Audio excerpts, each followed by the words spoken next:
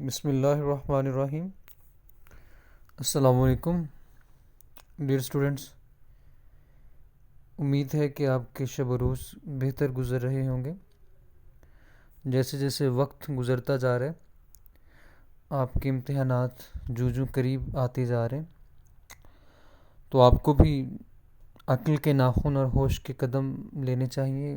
اور اس کو مطلب یہ ہے کہ جیسے جیسے سر پہ آپ کے ایک امتحان منڈلانے والا ہے، آپ کے بھی سینڈ اپس کہہ لیں یا دسمبر ٹیسٹ بھی ہونے، تو جتنا زیادہ سلیبس کور ہو جائے گا تو وہ آپ کے لیے فائدہ مند اور سود مند ثابت ہوگا۔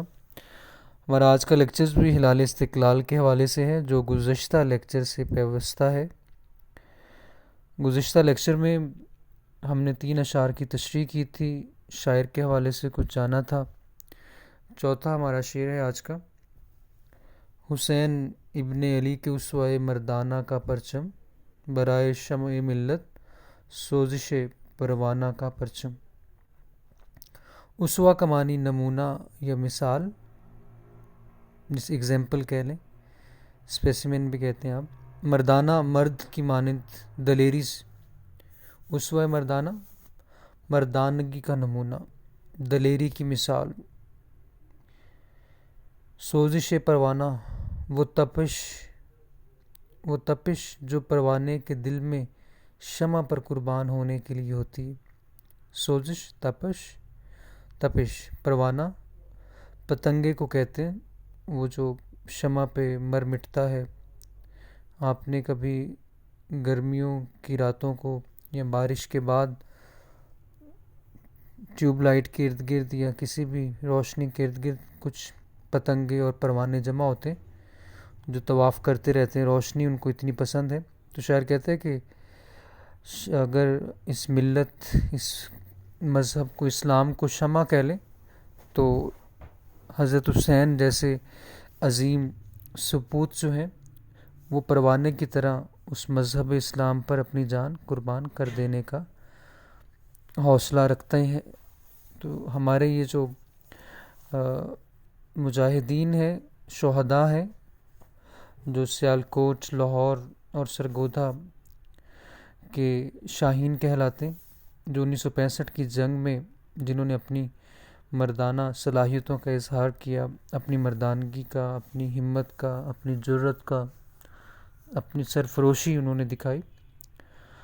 تو اس شعر کا مفہوم ہے، یہ پرچم حضرت حسین رضی اللہ تعالیٰ عنہ کی بہادری اور جرأت کا علم بردار ہے، اور قوم کی شمع کے لیے اپنے دل میں پروانے کی سی جلن اور تڑپ رکھنے کے لیے عزم کی علامت ہے۔ تشریح طلب شعر میں شاعر حفیظ جالندھری نے اپنے پرچم کو تاریخی عظمتوں کا حامل قرار دیا ہے۔ شاعر اس پرچم کی نسبت سرزمین کربلا سے جوڑتا ہے۔ یہ پرچم حضرت امام حسین کی دلیری، شجاعت اور استقلال کی علامت ہے، جو پرچم اسلام کی عظمت کے لیے کربلا کی سرزمین پر لہرایا گیا تھا۔ یہ پرچم اسی عزم و حوصلہ کی یادگار ہے۔ یوں تاریخی اعتبار سے ہلال استقلال کو حضرت امام حسین کی بے مثل مردانگی کا ثمر کہنا چاہیے۔ غریب و سادہ و رنگی ہے داستان حرم، نہایت اس کی حسین ابتدا ہے اسماعیل۔ شاعر دوسرے مصرے میں کہتا ہے کہ یہ پرچم تخلیق پاکستان کے پس منظر کی علامت بھی ہے۔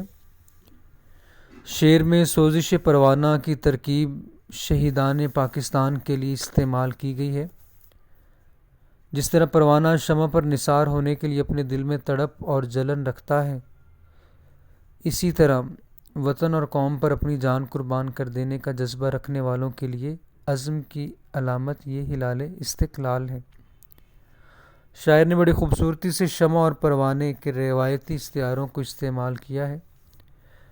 کہتے ہیں کہ ملت اسلامیہ شمع کی مانند ہے، اس کے ماننے والوں اور حق کی خاطر قربانیاں دینے والوں کی حیثیت پروانوں کی سی ہے۔ یعنی اس وطن کے جو سپوت ہیں، جو بہادر سپاہی ہیں، جو مجاہد ہیں، وہ اپنی جان جو ہے ہتھیلی پہ ہر وقت رکھتے ہیں، اپنے وطن کی سرحدوں کی حفاظت کرنا جانتے ہیں، ان کا جوش و جذبہ کبھی کم نہیں ہوا۔ وہ ہر وقت شمع پر جان نثار کرنے کے لیے تیار رہتے ہیں، ملت اسلامیہ کی خاطر اپنی جان قربان کر سکتے ہیں۔ توحید کی امانت سینوں میں ہے ہمارے، آسان نہیں مٹانا نام و نشاں ہمارا۔ شاعر کے لہجے کی پختگی اس بات کو عیاں کر رہی ہے کہ اس دیس کے باسی ملت اسلامیہ کی شمع ہمیشہ روشن رکھیں گے، مذہب اسلام کے پرچم کو سر بلند رکھیں گے، اور اس ملت کے پروانے اس کی بقا کے لیے اپنی جان کا نذرانہ پیش کرتے رہیں گے۔ یہ پرچم اسلام کا پرچم ہے۔ تلمی کا یہ شعر جوش و جذبے سے لبریز، سادہ اور آسان ہے۔ شعر نمبر 5 ہے محمد ابن قاسم کے صحابہ جود کا پرچم۔ یہ طارق کا، صلاح الدین کا، محمود کا پرچم۔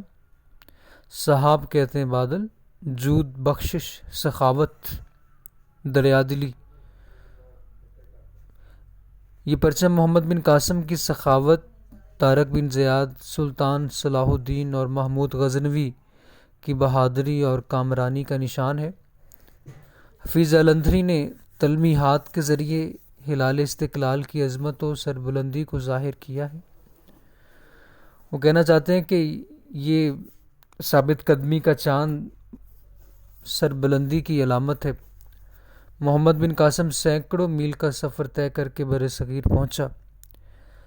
اس نے راجہ سندھ میں راجہ داہر کو شکست دے کر یہاں اسلامی مملکت کی بنیاد رکھی۔ وہ سندھ سے ہوتا ہوا ملتان تک پہنچا۔ 17 سالہ یہ نوجوان عظمت و بہادری کی مثال ہے۔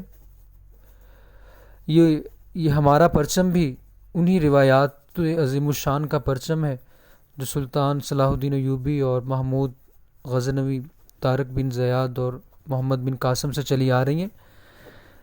ہمارے یہ جو متوالے ہیں یا وطن کے رکھوالے ہیں یا جتنے جو بھی محب وطن ہیں، ان کے اندر جو خون جوش مار رہا ہے، جو جذبہ، جو ایمانی جذبہ جو حرکت میں ہے، متحرک ہے، اس کے پیچھے دیکھیں تو ہمارے اسلاف وہ بھی بڑی بڑی قربانیاں دے چکے ہیں۔ تو شاعر کہتے ہیں کہ محمد بن قاسم اپنے کرم و سخاوت کے باعث ہندوستان کو فتح کر کے یہاں کا ہر دل عزیز حکمران بنا۔ یہ پرچم محمد بن قاسم کی سخاوت اور ہمدردی کے بادل کا نشان ہے کہ آپ کی نرم دلی اور فیاضی سے سندھ کی بیشتر آبادی نے اسلام قبول کر لیا۔ شاعر نے کہا حسن اخلاق کے وظیفے سے ساری دنیا کو کر لو گرویدہ۔ شاعر کہتے ہیں کہ یہی وہ پرچم ہے جو طارق بن زیاد کے ساتھ اندلس، اسپین، انڈولوزیا جسے کہتے ہیں، اسپین میں اسلام کی سربلندی کے لیے پہنچا۔ وہاں کے حکمرانوں کو شکست دے کر مقامی لوگوں کو ان کے ظلم و ستم سے نجات دلائی۔ اسپین میں تقریباً 800 سال تک یہ لہراتا رہا۔ بادشاہ راڈرک کو شکست دی طارق بن زیاد نے۔ تو اقبال نے نظم میں لکھی ہے، طارق کی دعا، یہ غازی یہ تیرے پر اسرار بندے، جنہیں تو نے بخشا ہے ذوق خدائی، دو نیم ان کی ٹھوکر سے صحرا و دریا، سمٹ کر پہاڑ ان کی ہیبت سے رائی، دو عالم سے کرتی ہے بیگانہ دل کو، عجب چیز ہے لذت آشنائی، شہادت ہے مطلوب و مقصود مومن، نہ مال غنیمت نہ کشور کشائی۔ یہی وہ پرچم ہے جو صلیبی جنگوں میں صلاح الدین ایوبی کے پاس تھا، جس نے اسے یروشلم قبلہ اول بیت المقدس پر لہرایا، انبیاء کی سرزمین بیت المقدس۔ اسی طرح اسی پرچم کو لے کر محمود غزنوی نے بر صغیر پر 17 کامیاب حملے کیے اور بت شکن کہلایا۔ سومناتھ کے مندر، سومناتھ جو سب سے بڑا بت تھا، اس کو بھی توڑا۔ یہ پرچم انہی بہادر عظیم سپہ سالاروں کے پرچموں کا عکس ہے۔ شاعر نے 4 تلمیحات استعمال کر کے کئی مقاصد حاصل کیے۔